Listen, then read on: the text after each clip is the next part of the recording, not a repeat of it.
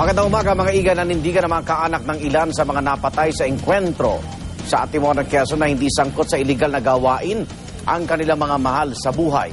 Kaya naman nag-imbestiga na ang CIDG at NBI hinggil sa umano'y shootout. Mula sa Quezon, may live report si Mav Gonzales. Mav. Igan, kahit nga patuloy pa rin ang investigasyon dito sa naganap na engkwentro sa Quezon, naninindigan na ang mga kaanak ng mga sospek na inosente sila.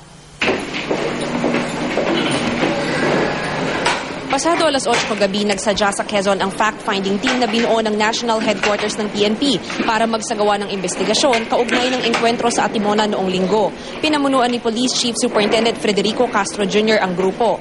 Hanga rin ng naturang fact-finding team na malaman ng tunay na nangyari sa insidente, gaya ng kung nasunod ba ang rules of engagement sa isang police encounter o kung may nalabag na SOP.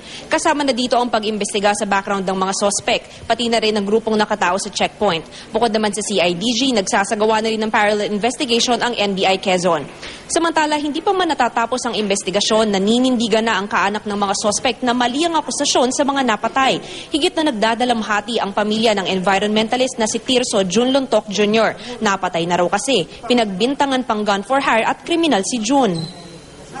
Siya ay environmentalist talaga. Pero at the same time, siya ay political advisor ng mga alkala na kamag-anak namin.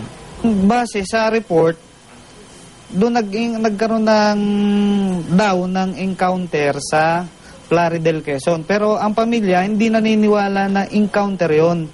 Ayun ay kami naniniwala na ito ay minasakir. Wala raw silang kilalang kaaway ni Jun. Sa buhay niya bilang isang environmentalist, tumulong siya sa mga mambubukid at isa sa mga pangunahing nananawagan para sa pangangalaga ng Mount Banahaw dito sa Quezon. Kaya naman kahit nagsasagawa na ng investigasyon ang PNP, panawagan ng pamilya sa iba pang ahensya ng gobyerno na gumawa rin ng sarili nilang pagsisiyasat. Karumal-dumal yung ginawa nila ng militar at mga pulis. Kaya nananawagan kami sa DOJ, sa NBI, sa Human Rights, sa Senate, magkaroon ng malawak na investigasyon kasi ito ay hindi lang low profile na kaso.